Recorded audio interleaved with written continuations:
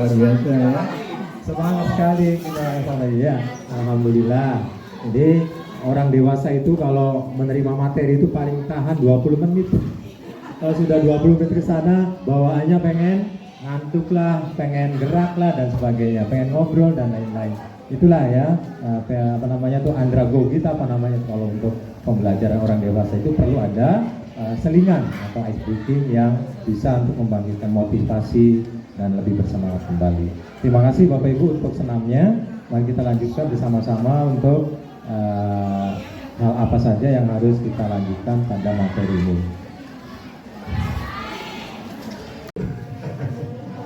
Nah, cukup ya. Langsung saja kita lanjutkan. Mohon maaf diganggu waktu dulunya, nanti kita bahas saja setelah ini. Nah, disiplin positif itu setelah asal usul kalimat sudah disampaikan. Nah, sekarang bagaimana untuk tujuannya? Tujuannya tidak lain tidak bukan adalah untuk menanamkan motivasi pada murid dalam rangka menghargai diri sendiri dengan nilai-nilai yang diyakini. Jadi nanti untuk keyakinan kebajikannya akan disampaikan setelah ini. Dan ini untuk disiplin positif dari Ki Hajar Dewantoro. Ya, tujuannya adalah untuk menciptakan murid yang merdeka justru. Ya. Nah, syarat utamanya adalah harus ada disiplin yang kuat, yaitu disiplin yang diri yang memiliki motivasi internal. Jadi bukan karena dipaksa, bukan karena eksternal, tapi dari diri siswa itu sendiri. Jika kita tidak memiliki motivasi internal, maka apa yang terjadi? Maka kita memerlukan pihak lain untuk mendisiplinkan kita atau memotivasi secara eksternal karena berasal dari luar. Itu kalau tidak ada dari internal, maka kemudian baru langkah tersebut ditempuh. Nah, bagaimana dengan contoh-contoh kasus seperti ini, Bapak Ibu? Apakah Bapak Ibu setuju atau tidak ya? Coba nih. Yang pertama, hukuman fisik itu dapat mendisiplinkan anak. Coba, setuju tidak? Tidak setuju. Kenapa, Bu? Siapa? Ah iya, silakan Bu Mas. Kenapa hukuman fisik itu Ibu Dena tidak setuju? Saya tidak setuju tentang hukuman fisik untuk mendisiplinkan siswa, karena itu banyak sekali akan mendapatkan sesuatu hal yang luar biasa. Misalnya kita bisa berhubungan dengan kepolisian, maksudnya dalam hukum ya, karena sekarang itu siswa atau orang tua siswa itu tidak menerima apabila kekerasan yang mereka dapatkan, begitu. Terima kasih. Terima kasih Ibu Denon, luar biasa ya pendapatnya bahwa Ibu Denon itu tidak setuju hukuman fisik dapat mendisiplinkan anak ya, karena kita tahu sendiri bahwa sekarang itu luar biasa ya sorotan dari pihak eksternal, dan juga kita merasa bahwa ini akan justru ya berdampak negatif pada diri siswa. Makanya kita menyatakan bersama untuk tidak sampai dengan hukuman fisik ya. Nah, apakah yang kedua ini setuju atau tidak ya?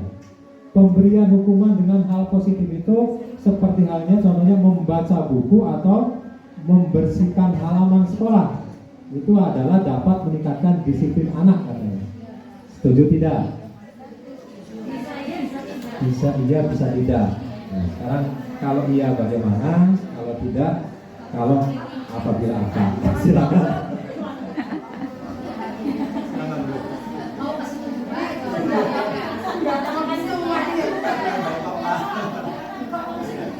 Dari dua sisi, ya pandangan dari dua sisi. Assalamualaikum warahmatullahi wabarakatuh. Waalaikumsalam warahmatullahi wabarakatuh. Terima kasih atas waktu dan kesempatan yang diberikan kepada saya. Ini sekedar sharing menurut pendapat saya dan pengalaman kita sebagai guru pengajar maupun wali kelas. Pertanyaannya adalah memberikan hukuman dengan hal positif seperti membaca buku atau membersihkan halaman sekolah dapat meningkatkan disiplin siswa atau disiplin anak. menurut pendapat saya bisa iya, bisa tidak, itu bergantung dari kondisi anak yang bersangkutan. Nah, ketika bisa iya, saya katakan bisa iya, ketika anak itu biasanya dia itu dalam pemantauan kita ini dia itu anaknya rajin atau mengikuti aturan.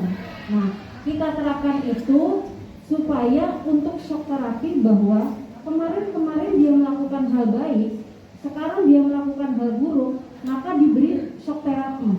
Nah, shock terapi yang pernah saya baca adalah nggak tahu kalau salah ya, nanti mau dikoreksi Bu Dwi dari kacamata psikologi, tapi menurut psikologi perkembangan yang saya baca, buku yang saya baca, bahwa shock terapi itu bisa diberlakukan kepada anak supaya si anak itu bisa membedakan antara hal baik dan hal buruk.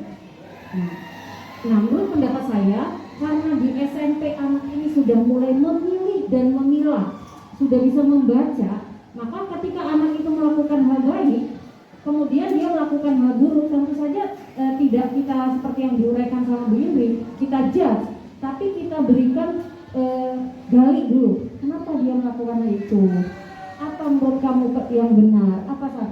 Ketika dia melakukan sudah resolving activity-nya, hal buruknya, maka tidak ada salahnya kita memberikan shock terapi kepada anak untuk hal-hal yang positifnya. Itu pernah saya terapkan. Saya terapkan kepada anak-anak. Kebetulan waktu itu cowok-cowok. Saya terapkan itu adalah ketika setelah dia sholat zuhur bersihkan. Nah, bukankah kita di dalam Islam juga an-nadhafatu minal iman? Satu. Yang kedua, membiasakan anak untuk melakukan hal-hal yang bersih, karena kebersihan, equity itu harus dibiasakan. Tidak bisa hanya konsep, tidak bisa. Apalagi untuk anak-anak yang mohon maaf, kesadarannya untuk itu kurang. Maka tidak salah bagi kita untuk memberikan hal itu tadi. Nah, kebetulan tadi saya punishment-nya itu berupa membersihkan setelah kamu sholat. Nah, setelah kami sholat, bukan berarti kita meninggalkan, tidak. Saya juga nunggu dan saya juga ikut ngepel, saya juga ikut bebersih. Jadi anak melihat, oh iya ya, ibu juga seperti itu. Jadi memberikan penguatan bagi dirinya bahwa hal yang tadi dia lakukan itu harus saya resolving, controlling. Nah, hal itu saya lakukan selama 3 bulan. Itu pun sudah saya kondisikan bersama BK dan orang tua murid. Orang tua murid menyetujuinya. Apa yang terjadi?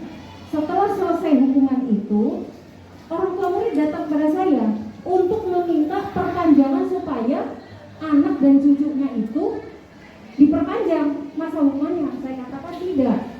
Anak itu sudah mulai memahami, sudah mulai berubah dan memberikan penguatan bahwa kemarin yang kesalahan yang dilakukan itu adalah benar-benar dia melakukan hal yang salah. Tapi ada hal baiknya. Hal baiknya apa? Dia satu, penguatan, nilai kebaikan. Yang kedua, dia menjadi terbiasa melakukan hal-hal yang positif berdasarkan kesadaran yang tidak ada salahnya. Juga kesadaran itu di unsur tadi Mbak Santi bilang ada unsur ekstrinsik dan unsur intrinsik. Nah, kalau yang saya katakan bisa tidak, ketika kalau memang anak-anak itu memang tidak paham karena ada anak-anak di SMP ini boro-boro dia memahami kalimat, membaca saja dia tidak. Ketika anak itu membacanya tidak lancar, memahami kalimat itu tidak bisa, maka itulah gunanya kita memberikan, membimbing, membersamai, seperti yang tadi diuraikan Pak Diwarno di kalimat yang awal, membersamai mereka dan seterusnya. Terima kasih, itu pendapat saya. Ini luar biasa pendapat terkait dengan apakah poin nomor 2 ini setuju atau tidak setuju dari sisi apa, ya tidak setuju dari hal apa.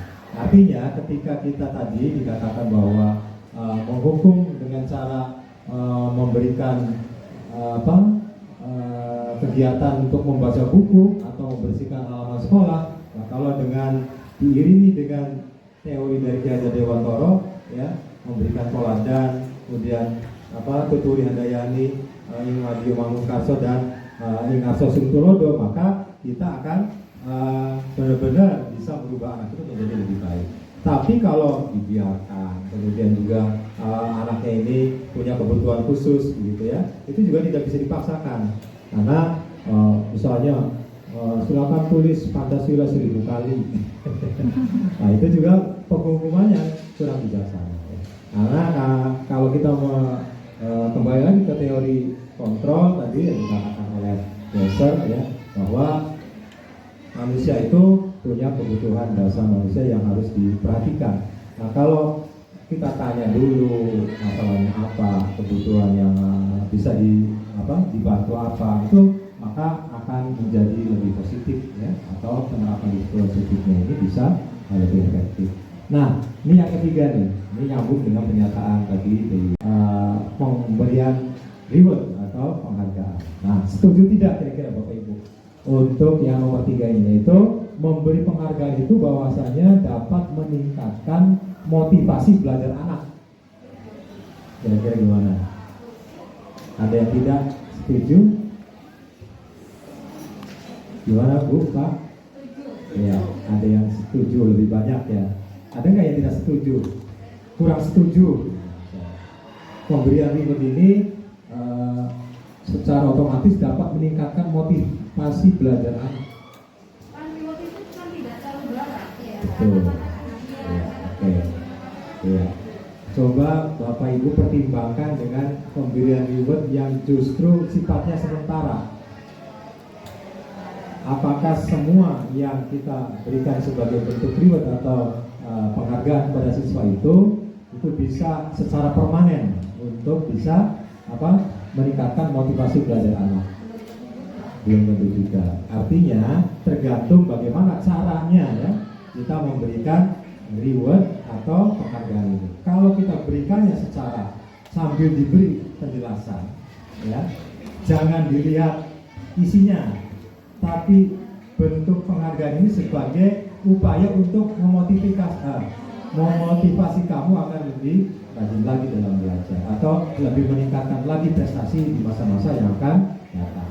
Jadi tidak sekonyong-konyong, ya, atau pakai cara yang secara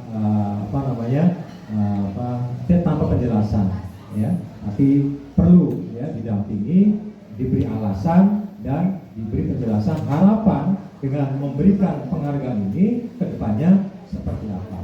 Karena ada sih orang yang mengharapkan imbalan, begitu, ya, untuk mencapai tujuan motivasi positifnya tidak secara permanen, hanya sementara, hanya sekedar untuk mendapatkan imbalan atau mendapatkan penghargaan secara misalnya pengakuan dan lain-lain. Karena validasi yang berupa reward atau pemberian penghargaan ini ada dua kemungkinan yang bisa terjadi. Hanya untuk sekedar, ya, tujuan mendapat imbalan atau ternyata bisa memotivasi selamanya, begitu. Nah, mudah-mudahan apa yang kita pernah tempuh langkah untuk memberikan reward atau penghargaan ini bisa benar-benar menumbuh kembangkan rasa motivasi siswa untuk belajar. Itu Bapak Ibu. Next.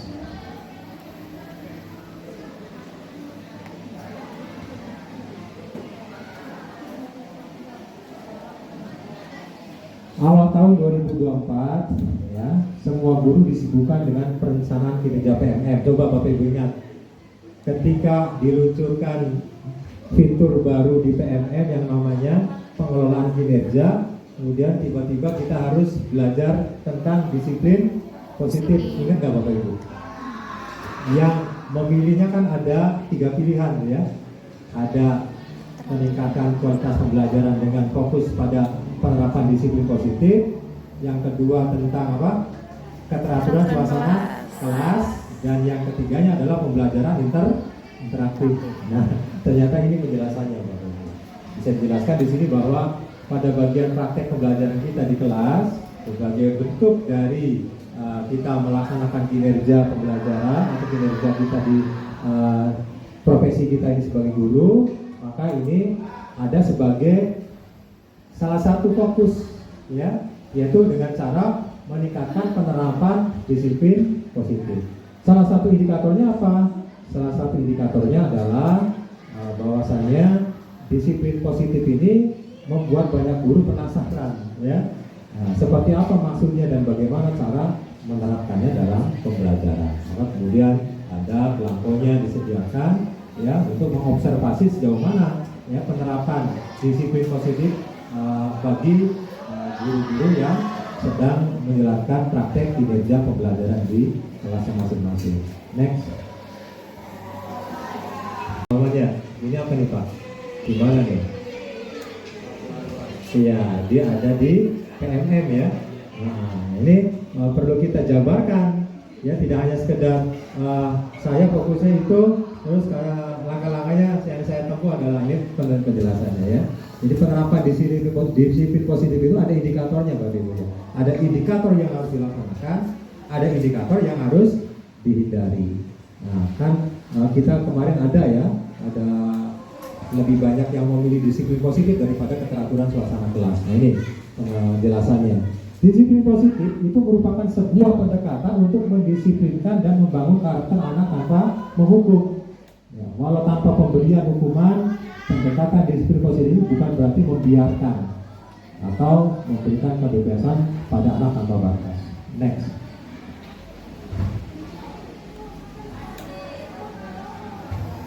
Nah, terus dalam penerapannya disiplin positif ini ada dua syarat utama ya Bapak Ibu. Yang pertama adalah kita sebagai guru ini harus percaya dan peduli kepada peserta didik dan harus mengkondisikan agar murid itu percaya dan peduli kepada mereka sehingga terbangun sikap dan kondisi saling menghormati dan menghargai.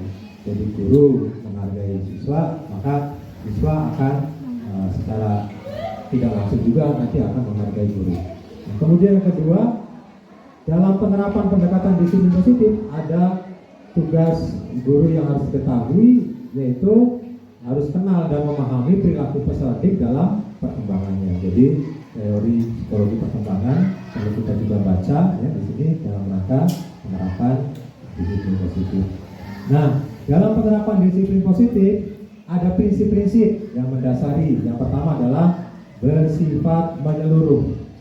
Yang kedua, bertumpu pada kekuatan peserta didik. Yang ketiga, konstruktif. Yang keempat, inklusif dan proaktif serta partisipator. Menyeluruh artinya semua aspek harus kita identifikasi. Ya, alasan-alasan kenapa anak tersebut melanggar dan alasan-alasan ya kenapa kita harus menguatkan. Ya, bagaimana penerapan disiplin yang berdasarkan keyakinan yang mereka pahami dan keyakinan yang mereka telah buat di kelas. Nah, ini perlu. Yang kedua adalah bertumpu pada kekuatan peserta didik. Jadi kita tidak boleh mengandalkan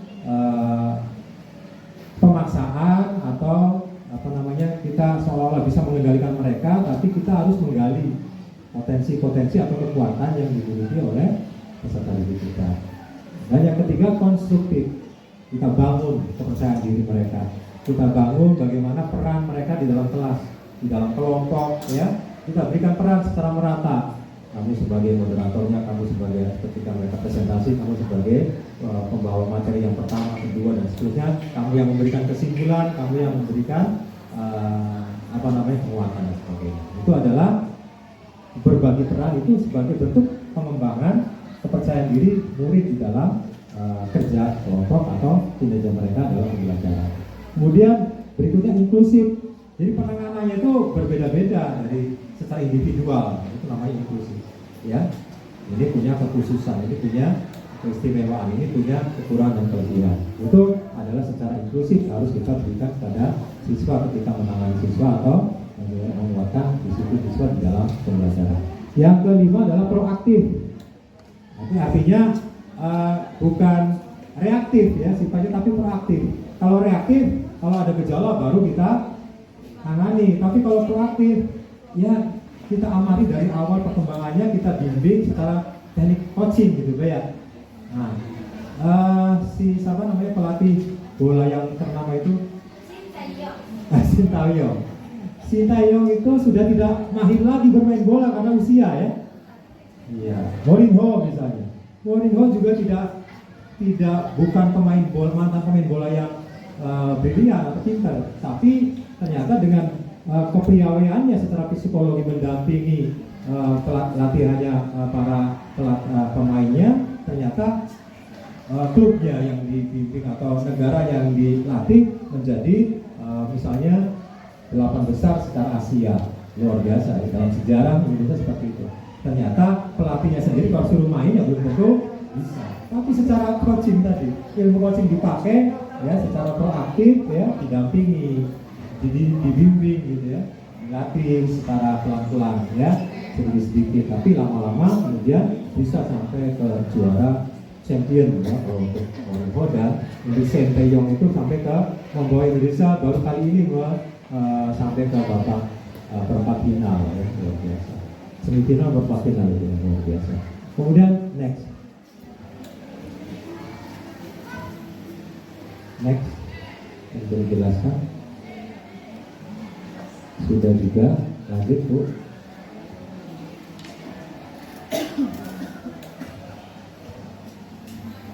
Anak yang ngantuk, kalau ada anak yang kurang aktif di dalam diskusi kelompok praktikum misalnya, maka kita perlu tangani dengan secara tadi, terus yang ketiga restitusi.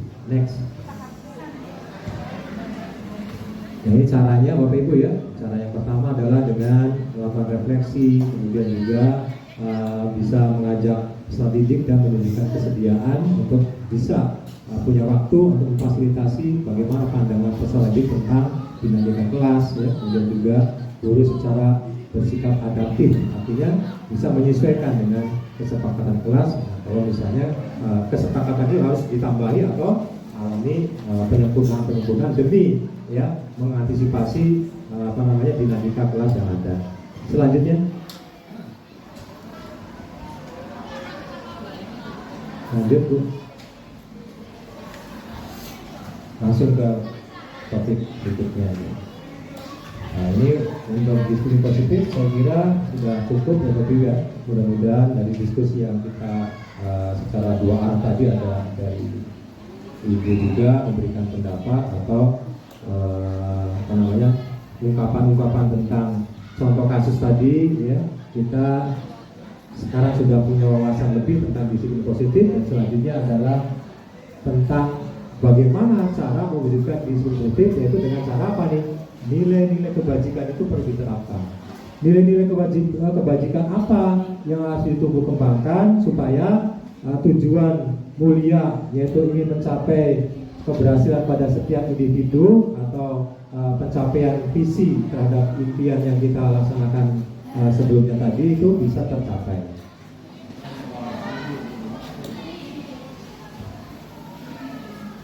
Nah, nilai-nilai kebajikannya ini Bapak Ibu.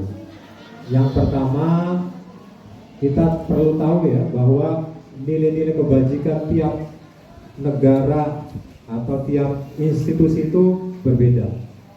Institusi pendidikan menerapkan yang mana Bapak Ibu kira-kira? Yang sedang kita laksanakan nilai-nilai kebajikan yang mana? Yang satu dan yang satu baru-baru ini kan diterapkan, yang ketiga juga ya. Nah, ingat nggak Bapak Ibu waktu kurikulum apa ini namanya? Waktu kurikulum berbasis kompetensi dulu kan? Ya, kita menerapkan nilai-nilai keterampilan atau life skill dengan hidup.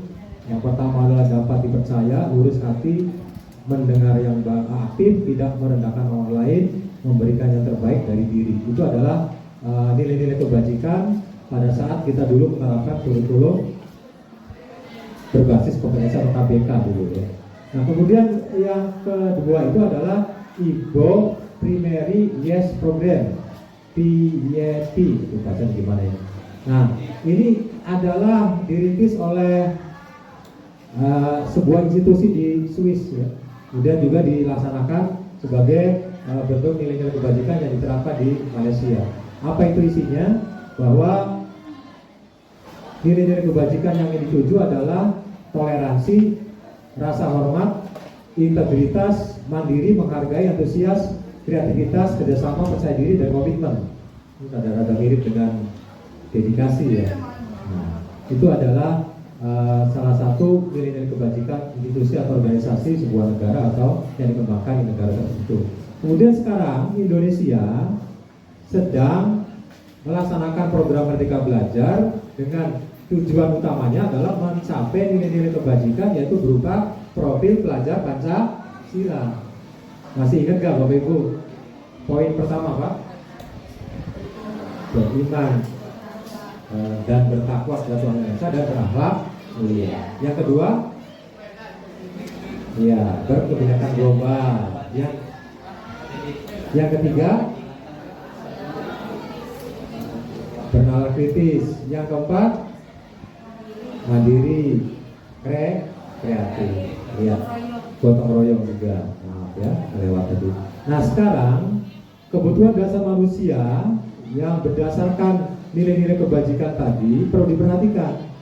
Yang pertama, definisinya dulu. Kebutuhan dasar manusia itu adalah segala sesuatu yang kita lakukan untuk mendapatkan apa yang kita inginkan, dan seluruh tindakan yang kita lakukan ini memiliki tujuan, dan semua usaha terbaik yang kita lakukan adalah dalam rangka agar kebutuhan dasar kita terpenuhi dengan baik. Itu definisinya. Kemudian perlu kita ketahui ada 5 kebutuhan dasar manusia. Yang pertama adalah kebutuhan untuk bertahan hidup atau bahasa Inggris survival. Ya. Jadi kebutuhannya ini bersifat fisiologi. Jadi tuntutan koneksi antara potensi yang dalam organ tubuh manusia terhadap beradaptasi dengan lingkungan. Ya, maka yang tahan hidup itu adalah yang bisa beradaptasi. Yang tidak tahan hidup atau punah itu adalah yang tidak bisa beradaptasi. Contohnya apa? Dinosaurus. Binatang yang sangat besar terus saja membutuhkan makanan yang sangat banyak. Makanan yang sangat banyak akan cepat habis karena lingkungannya tidak mendukung. Tidak bisa beradaptasi dengan baik terhadap lingkungan yang hanya menyediakan kebutuhan pangannya sedikit, maka lama-lama dinosaurus punah. Belum lagi dengan adanya bencana alam, hujan meteor, kemudian pemanasan global, akhirnya tempat hidup mereka punah, maka punahnya juga organisme yang namanya dinosaurus tersebut. Itu adalah kebutuhan untuk bertahan hidup itu keniscayaan itu semua makhluk ya, baik itu tumbuhan, hewan dan manusia. Kemudian kasih sayang dan rasa diterima, ini juga sebagai kebutuhan dasar manusia. Jadi kita butuh untuk disayangi, kita butuh untuk diterima, kita juga butuh pengakuan ya. Nah ini sebagai bentuk jadi kita diterima oleh lingkungan, kita diterima oleh sebuah institusi atau forum. Nah ini diperlukan oleh manusia. Yang ketiga adalah penguasaan. Penguasaan ini kaitannya dengan kekuatan untuk mencapai sesuatu. Nah ini misalnya harga diri, keinginan untuk dianggap, dihormati, memimpin, ya, berprestasi, diakui, didengar, itu juga sebagai penguasaan. Jadi aktualisasinya kita itu butuh aktualisasi, butuh disalurkan ya jiwa kepemimpinan dan seterusnya. Kemudian kebebasan, ini sebagai kebutuhan yang keempat ya. Kebutuhan akan kemandirian otonomi, memiliki pilihan dan mampu mengendalikan arah hidup seseorang. Misalnya mandiri, memiliki pilihan, mencoba hal baru, mampu mengendalikan arah dirinya. Itu adalah kebebasan, kebutuhan dasar manusia yang keempat. Dan terakhir adalah kesenangan. Kesenangan ini kaitannya dengan bagaimana kita bisa mencari kesenangan, kebahagiaan, bermain, tertawa ya. Misalnya juga dengan kita butuh sekali untuk humor, lucu-lucuan ya. Habring-habringan bersama teman-teman, piknik gitu ya. Ya, akibat kurpik ya begini nih. Mei ini kurpik ya, kurang piknik. Kapan ya? Kapan? Ya mudah-mudahan segera bisa diwujudkan Rahman. Ya. Luar biasa kalau kita bersama-sama itu seolah-olah apa ya? Penata tuh hilang begitu ya. Butuh, perlu itu. Ya. Kalau lihat suasana yang lain, ya apalagi pemandangannya indah banget. Gitu. Pagi-pagi ya nginep di mana atau kemah di mana ada suara deburan ombak, ya atau di pohon ada cuitan burung-burung emprit. Apa burung emprit tuh? Burung emprit itu burung yang ini dijual, ya cicit ya. Kalau pagi hari atau sore hari itu hinggap di sekitar halaman rumah. Kalau terbang-terbang bareng gitu, kerayak gitu ya.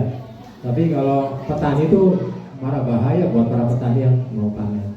Itu Bapak Ibu yang bisa kami sampaikan. Sekali lagi bukan berarti saya sudah mahir dalam hal ini, tapi sama-sama belajar dan tidak berarti untuk menggurui Bapak Ibu. Terima kasih sekali lagi atas segala perhatiannya yang Bapak Ibu sudah hebat, tetap bersemangat untuk mendengarkan atau memperhatikan apa yang kami sampaikan. Kurang lebihnya maaf ya, ada hal-hal yang kurang berkenan. Sekali lagi dari saya terima kasih. Assalamualaikum warahmatullahi wabarakatuh.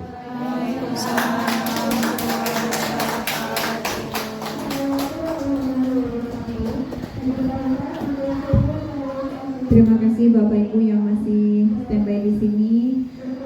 Acara dengan cara telah selesai. Semoga yang kita sampaikan bermanfaat untuk kita semua, mendapatkan keberkahan dan bisa diterapkan dalam kehidupan sehari-hari. Amin amin ya rabbal alamin. Terima kasih Bapak dan Ibu. Untuk menutup acara, marilah kita membaca hamdalah. Alhamdulillahirabbil alamin. Terima kasih Bapak Ibu. Mari menjadi agen perubahan pendidikan, tergerak, bergerak dan menggerakkan. Wassalamualaikum warahmatullahi wabarakatuh.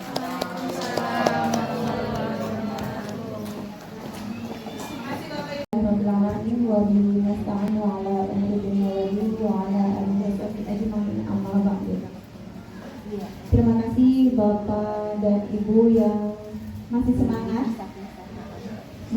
belajar bersama ya Bapak Ibu. Yang terhormat Bapak Rahman selaku Wakil Humas, yang terhormat rekan-rekan guru yang masih semangat pada hari ini, terima kasih atas waktunya. Saya di sini bukan menggurui ya Bapak Ibu, tapi di sini hanya berbagi dan belajar bersama tentang budaya positif. Ini harusnya berdua sama Pak Diwarno dan harusnya awal itu Pak Diwarno dulu, tapi karena beliau ada kelanjutan pendampingan, jadi saya dulu yang akan mempresentasikan tentang budaya positif. Oke Bapak Ibu, biar tambah semangat, ada ice breaking, tadi sudah senam, sekarang mungkin ada senam lagi tapi beda judul senamnya ya. Sebentar.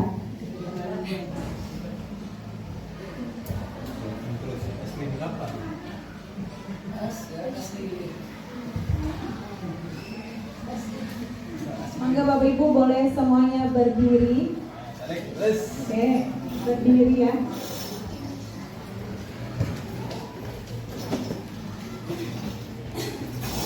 Sudah siap?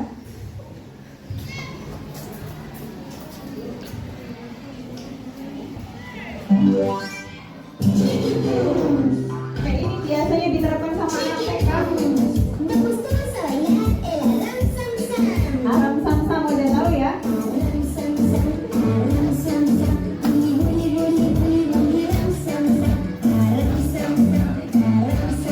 Ayo lebih semangat.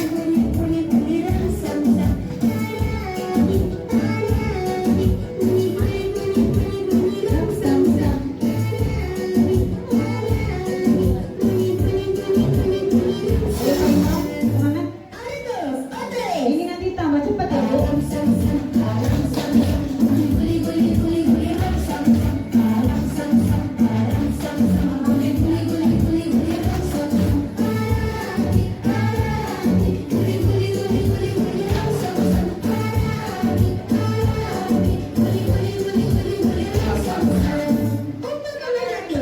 Lebih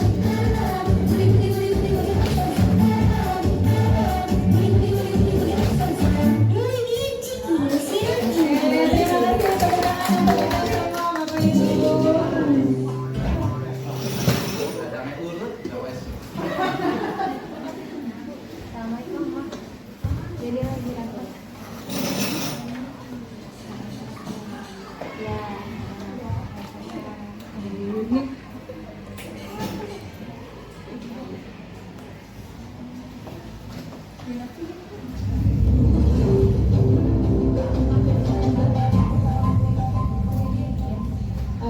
adalah hasil kolaborasi saya dengan Pak Diwarno, yaitu membahas tentang budaya positif dengan judul diseminasi menyebarkan pemahaman dan penerapan budaya positif di sekolah. Ini materinya Bapak Ibu.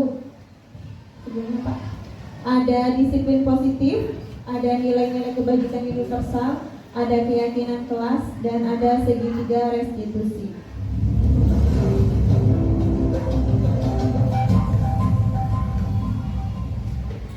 Bapak Ibu mungkin sudah tahu ya tentang budaya positif, bahwa budaya positif itu sangat penting diterapkan di sekolah.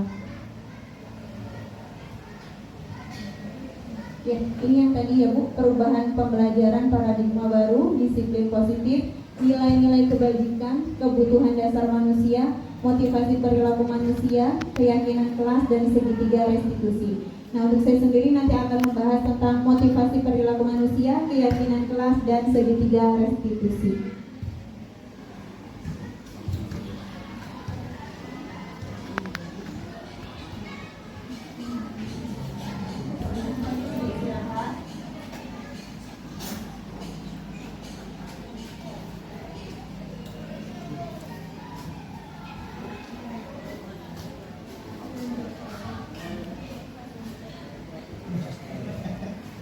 Bapak Ibu, ini adalah tentang motivasi perilaku manusia, bahwa dalam kehidupan sehari-hari juga kita tuh butuh motivasi ya Bapak Ibu. Nah, di sekolah juga sama, murid juga membutuhkan motivasi, tetapi berkaitan dengan budaya positif itu kadang aturan itu siswa ada yang memang dari dirinya sendiri, ada pula yang karena paksaan, karena aturan dari sekolah. Dan ini yang akan kita bahas.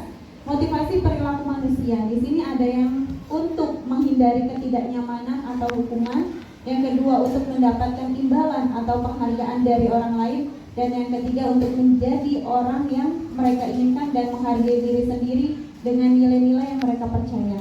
Jadi di sini motivasi itu ada dua jenis, ada motivasi intrinsik dan motivasi ekstrinsik. Kalau motivasi intrinsik itu berasal dari dalam diri sendiri, sedangkan ekstrinsik itu berarti dari orang lain atau dari luar.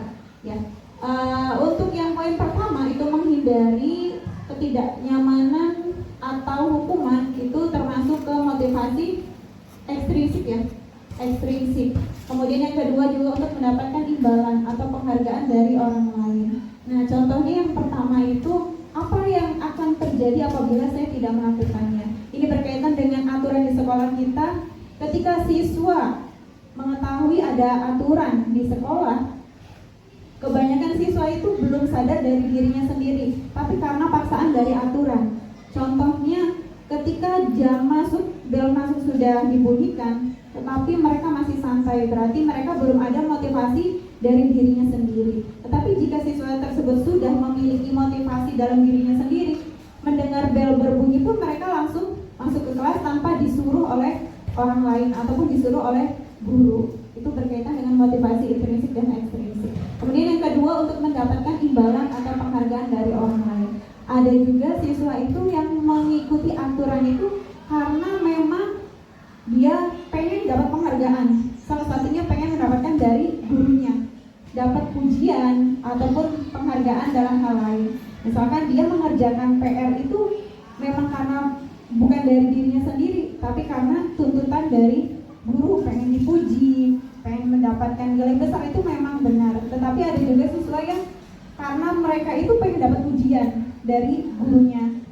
Nah, yang terakhir adalah untuk menjadi orang yang mereka inginkan dan menghargai diri sendiri dengan nilai-nilai yang mereka percaya.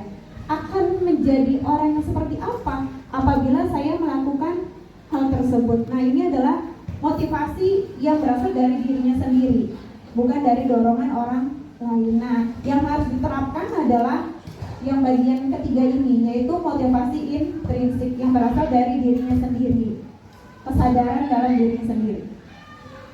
Oke, ini ada hukuman, konsekuensi, dan restitusi. Perbedaan hukuman, konsekuensi, dan restitusi. Mungkin Bapak Ibu sudah menerapkan ya, ketika ada siswa yang tidak mengerjakan tugas atau melanggar aturan, pasti kita akan melaksanakan atau melakukan apa Bapak Ibu biasanya? Hukuman.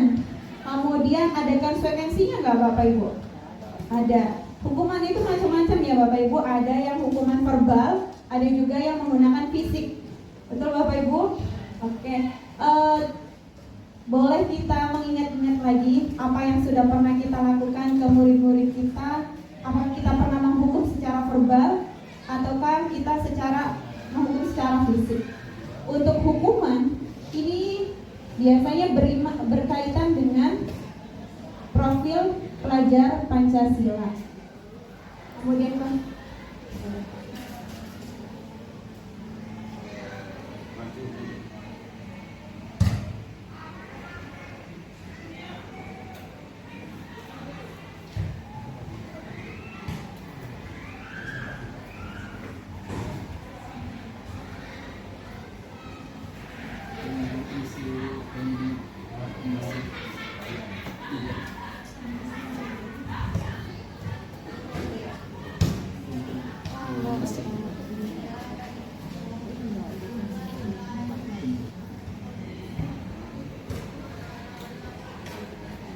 kemudian ini ada keyakinan kelas.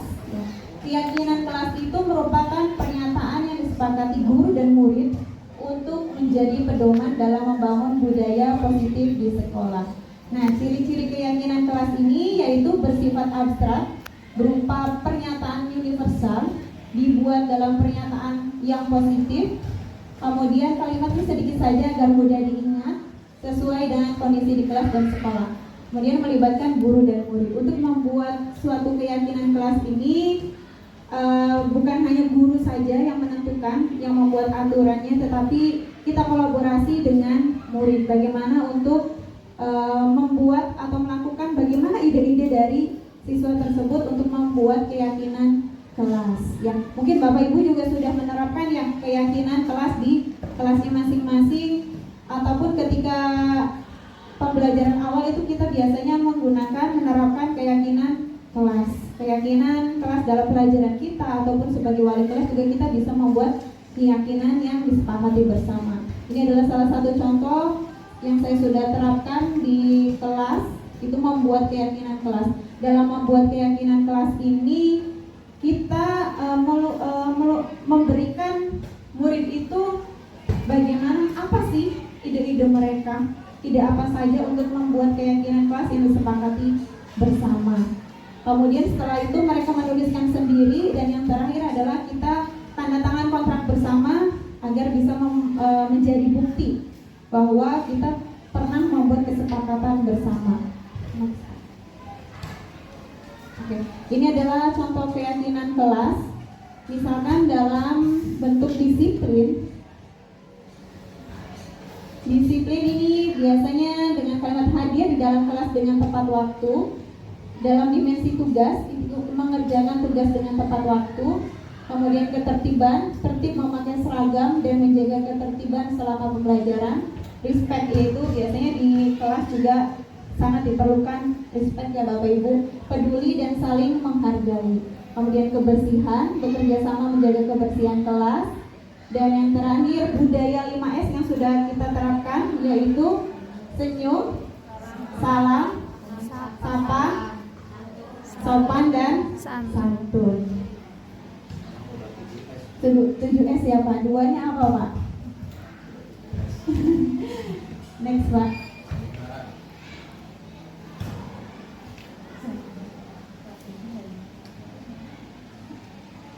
Selanjutnya adalah segitiga restitusi. Ini sering diterapkan oleh wali kelas dan guru BK. Segitiga restitusi adalah proses menciptakan kondisi bagi murid untuk memperbaiki kesalahan mereka, sehingga mereka bisa kembali pada kelompok mereka dengan karakter yang kuat. Nah, segitiga restitusi ini merupakan suatu dialog yang dijalankan guru atau orang tua agar dapat menghasilkan murid yang mandiri dan bertanggung jawab. Bapak Ibu, sebelum saya menjelaskan lagi, apakah pernah Bapak Ibu memberikan atau menerapkan segitiga restitusi kepada murid? Pernah, pasti ya Bapak Ibu, karena apalagi wali kelas dan guru BK pasti pernah saja mendapatkan siswa yang bermasalah. Biasanya kalau kita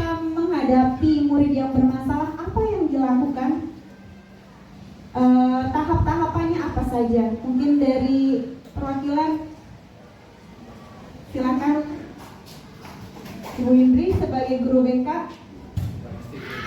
Oh, tidak harus ya Pak. Silakan Mbak. Mangga Bapak Ibu yang pernah pengalamannya untuk menghadapi siswa-siswa yang bermasalah. Boleh sharing di sini Bapak Ibu? Mangga, iya. Ibu BK yang di depan. Barangkali Bu Ida, Bu Dini juga boleh. Nanti satu lagi ya, perwakilan dari wali kelas.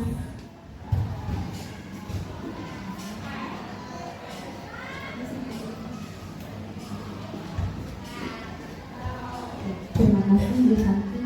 Saya coba sharing ya Bapak Ibu. Ketika kita menghadapi ada murid yang tidak mengikuti aturan sekolah atau melakukan pelanggaran ya, kita pertama-tama menanyakan kepada murid tersebut apakah sikap atau perilakunya sudah sesuai dengan aturan yang sudah ada di sekolah. Kalau dia masih seolah-olah meyakini bahwa apa yang dia perbuat tidak melanggar aturan sekolah, kita terus meyakinkan bahwa apakah memang benar. Kita di sini berupaya untuk menyadarkan ya Bapak Ibu, menumbuhkan rasa kesadaran dari siswa tersebut, murid tersebut, bahwa apa yang telah dia lakukan adalah perbuatan yang bertentangan atau tidak sesuai dengan aturan yang berlaku di sekolah. Setelah itu, ketika murid tersebut sudah memiliki kesadaran bahwa apa yang dia lakukan ini hal yang tidak sesuai atau bisa dikatakan hal yang salah atau keliru, nah dari situ kita bertanya kepada murid tersebut, lalu bagaimana sebenarnya atau sebaiknya yang dia lakukan. Jadi tidak semata-mata kita langsung menyalahkan murid tersebut bahwa nah, kamu salah, kamu tidak boleh seperti itu, harusnya kamu seperti Ada anak yang ngantuk, kalau ada anak yang kurang aktif di dalam diskusi kelompok praktikum misalnya, maka kita perlu tangani dengan secara tadi segitiga restitusi. Next. Ini caranya Bapak Ibu ya. Cara yang pertama adalah dengan melakukan refleksi, kemudian juga bisa mengajak peserta didik dan menjadikan kesediaan untuk bisa punya waktu untuk memfasilitasi bagaimana pandangan peserta didik tentang dinamika kelas ya, kemudian juga guru secara bersikap adaptif, artinya bisa menyesuaikan dengan kesepakatan kelas. Nah, kalau misalnya kesepakatan itu harus ditambahi atau alami penyempurnaan demi ya mengantisipasi dinamika kelas yang ada. Selanjutnya lanjut Bu, langsung ke topik berikutnya. Nah, ini untuk diskusi positif saya kira sudah cukup ya Bapak Ibu ya. Mudah-mudahan dari diskusi yang kita secara dua arah tadi, ada dari Ibu juga memberikan pendapat atau ungkapan-ungkapan tentang contoh kasus tadi ya, kita sekarang sudah punya wawasan lebih tentang disiplin positif, dan selanjutnya adalah tentang bagaimana cara mewujudkan disiplin positif, yaitu dengan cara apa nih? Nilai-nilai kebajikan itu perlu diterapkan. Nilai-nilai kebajikan apa yang harus ditumbuh kembangkan supaya tujuan mulia, yaitu ingin mencapai keberhasilan pada setiap individu atau pencapaian visi terhadap impian yang kita laksanakan sebelumnya tadi itu bisa tercapai.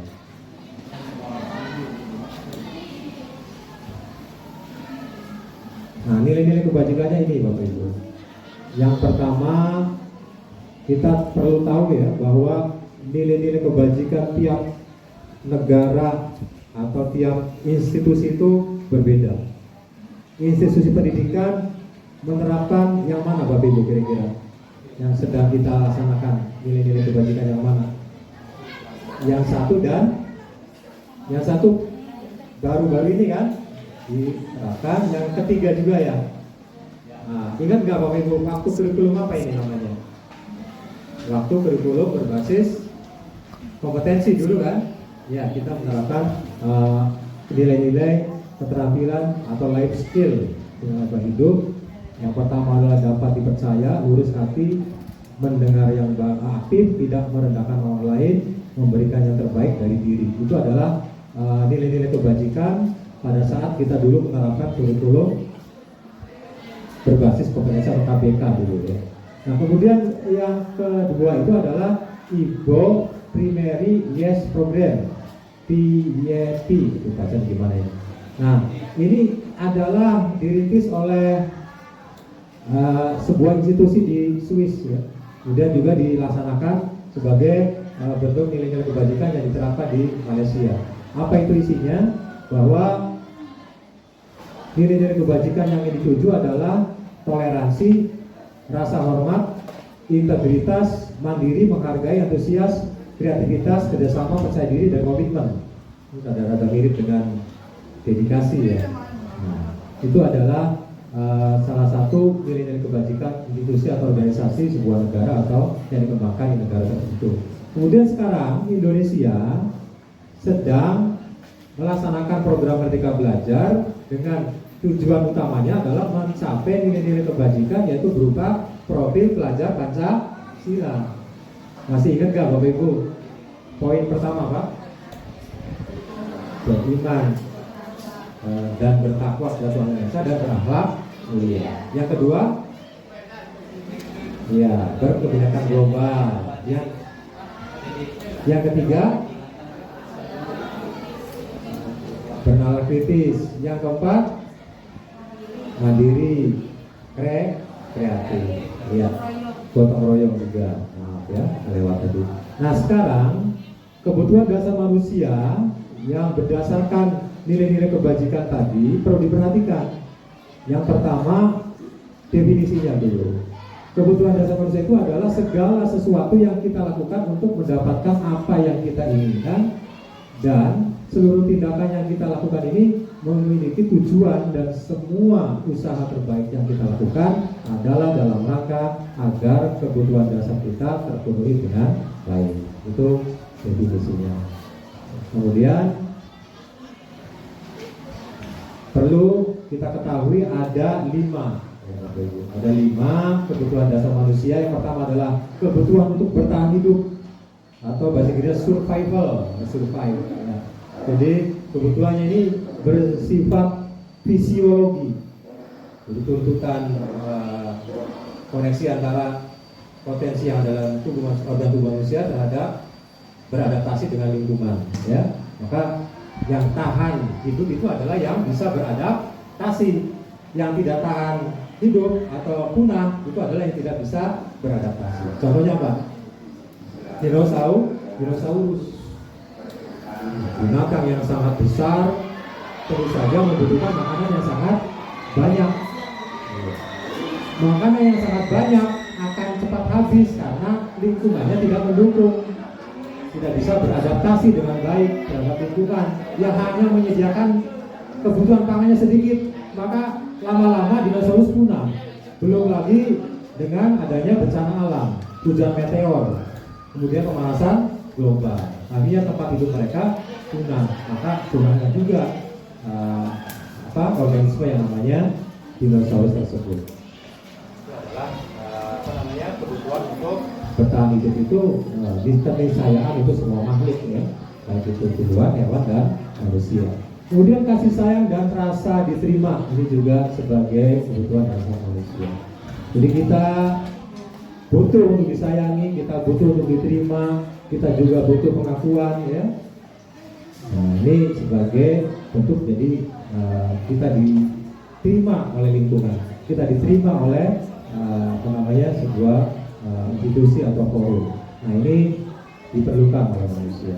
Yang ketiga adalah penguasaan. Penguasaan ini kaitannya dengan kekuatan untuk mencapai sesuatu.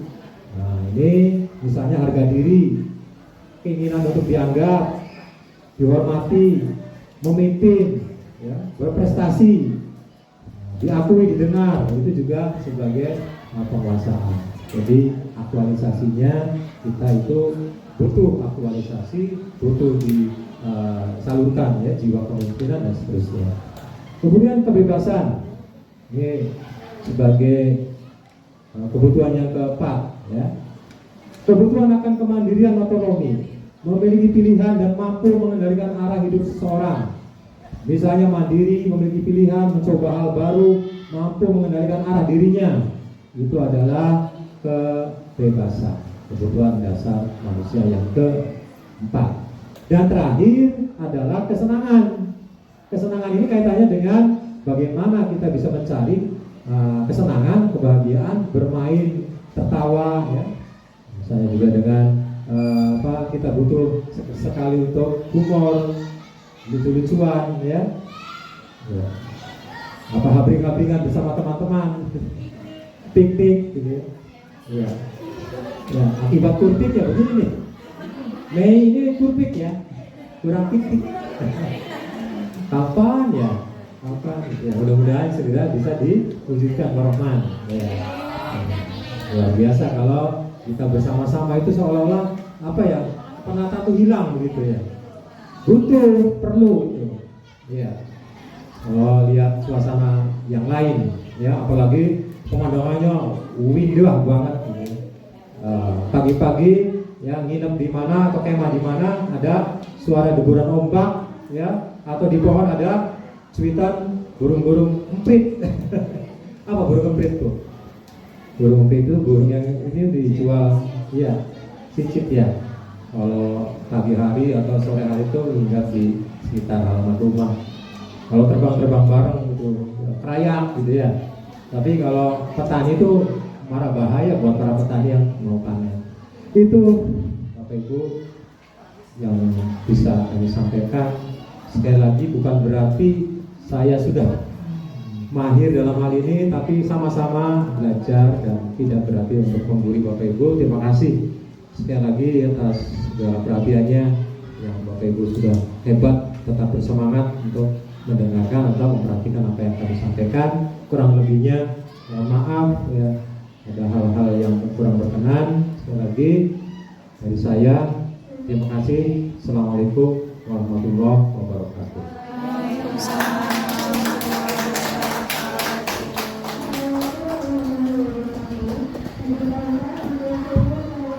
Terima kasih Bapak Ibu yang masih standby di sini.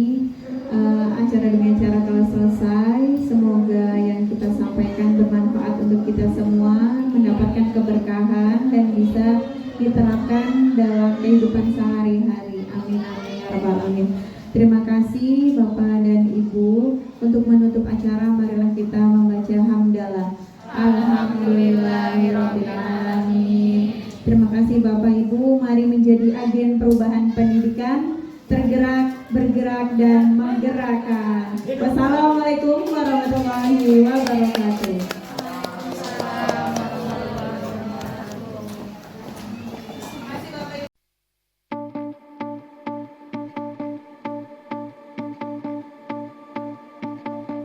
Dalamnya lautan akan kuarungi, gunung yang menjulang pastikan ku daki. Rintangan yang datang takkan menghalangi segala niat yang telah kita yakini. Kadang aku harus menyatu dan juga saling melengkapi untuk menggapai semua mimpi menjadi yang terbaik. Jangan pernah menyerah, menaklukkan dunia. Jangan berhenti untuk terus berjuang, jadi pemenang. Tetap semangat ini takkan pernah habis selama kita terus bersama. Meski berbeda, kita pasti bisa. Jangan putus asa menghadapi cobaan. Yakin dan percaya itu luar biasa.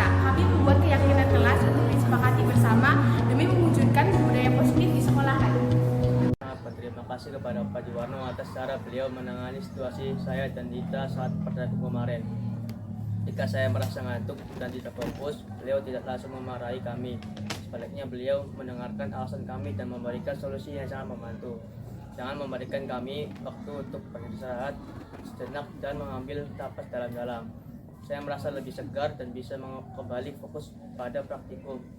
Pak Juwarno juga menjelaskan pentingnya membuat magnet dengan cara yang membuat saya lebih mengerti dan termotivasi. Saya jadi lebih semangat untuk belajar dan mengikuti praktikum dengan baik. Terima kasih Pak Juwarno. Assalamualaikum warahmatullahi wabarakatuh. Saya Santi Oktaviani, guru SMP Negeri 1 Karangampel, Indramayu. Saya sangat terkesan dengan upaya yang dilakukan oleh Pak Juwarno. Beliau membuktikan bahwa dengan pendekatan disiplin positif, kita dapat membangun karakter siswa yang lebih baik dan menciptakan suasana belajar yang produktif. Saya berharap hal ini dapat menjadi inspirasi bagi guru-guru lainnya dalam menjalankan pembelajaran di kelas. Terima kasih. Wassalamualaikum warahmatullahi wabarakatuh.